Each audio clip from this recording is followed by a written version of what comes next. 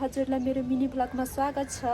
I hope हजुर सबैजना सन्चै हुनुहुन्छ होला अनि देख्न सक्नुहुन्छ म सन्चै नै छु। अनि म चाहिँ आज भर्खरै उठेको, किनकि हिजो चाहिँ हाम्रो पानी थाप्ने दिन थियो नि त। अनि हामी चाहिँ कति 3 बजीसम्म झन्डैले पानी थापेर सुतेको। अनि म चाहिँ भर्खरै उठेको साथीहरू। अनि आज चाहिँ माघे सङ्क्रान्ति, हजुरकोतिर माघे सङ्क्रान्ति के कस्तो लागेको छ। अनि मेरो युट्युब फ्यामिली सबैजनालाई ह्याप्पी माघे सङ्क्रान्ति, राम्रोसँग सङ्क्रान्ति मनाउनु होला। अनि म चाहिँ भर्खरै उठेको। अनि कस्तो राम्रो घाम लागिरहन्छ आज, घाम त लागिरहन्छ तर कस्तो के बादल पनि हल्का हल्का बादल पनि लागिरहेको छ। देख्नु हामी चाहिँ माघे सङ्क्रान्तिको रोटी बनाउनु लागेको, तर मेरो नानालाई अचम्म गरौँ माथिको के अरे चुला ग्यास तल झारेर यहाँ भुइँमा बनाउँदैछ। गाइस म चाहिँ यता छु हात खुट्टा गल्छ यहाँ बसेर गर्नुपर्छ। हात खुट्टा गल्छ नि यसरी गरेको तिहार त्यहाँ मैले यसरी पोलेको ग्यासमै। अचम्म पो लाग्यो त मलाई त भुइँमा। त्यो पनि के माने गाइस भुइँमा।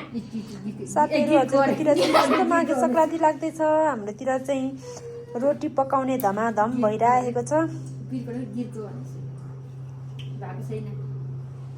रोटी दिदीले लगाउँदैछ अनि म पनि रोटी लगाउनु सिक्नु पर्ने छ।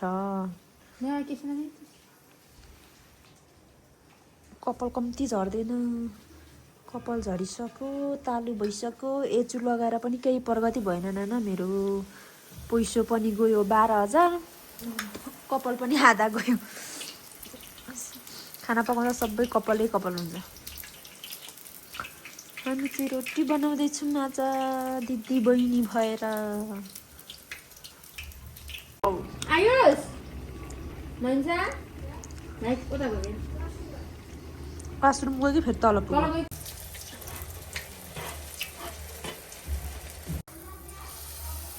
म पनि गाइस रोटी बनाउन सिक्दैछु। रोटी खानु एउटा कस्तो हुँदैन त मैले बनाएको है। यो दियो भन्छ दियो फर्स्ट टाइम बनाएको नि त मैले। कस्तो डर लाग्छ यस्तो खेल्नु। भतरु भाउजूले ल्याइदिनु भएको। अनि सक्खर खण्ड पनि गाउँको मिठो छ। काठमाडौँको रोटी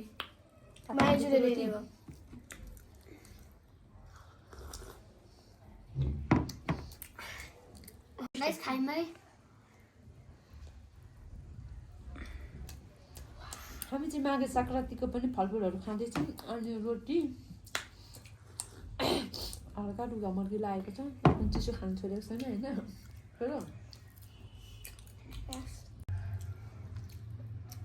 रोटी खाऊ न कस्तो छ छोरो। यसपालि चाहिँ गाइस पहिलेको जस्तो अचार भएन रोटी खान नै। बनाउनु भनेको आफूलाई सन्चो नभएर कसैलाई टाउको दुख्यो, कसैलाई घाँटी दुख्यो। मलाई चाहिँ के भएको छैन है। तिमीले बनाउनु पर्दैन थियो त। मलाई आउँदैन। खानु मात्र आउँछ छोरो। यो राखेको घोप्टिँदैन छोरा। हाम्रो भाइको दिमाग पनि हो क्या।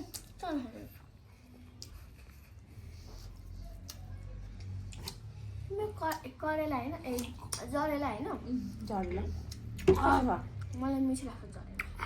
तर यताको अलिक कस्तो कस्तो हुन्छ है। पानी पानी हुन्छ क्या। गाउँको मिठो हुन्छ। गाउँको फुको के हो यो? यो सक्खर खण्ड चाहिँ मिठो छ। माइजुललेको हो नि त गाउँको सक्खर खण्डले सिक्ने हो। सक्खर खण्ड हुन्छ क्या छोरा। हलेसी ल्याइदिनु भएको माइजुलले। टेस्ट गरेर त भाइ गाउँको मिठो हुन्छ। त्यसलाई खोलेर खानुपर्छ। अहिले म गुलियो फुक्को मिठो।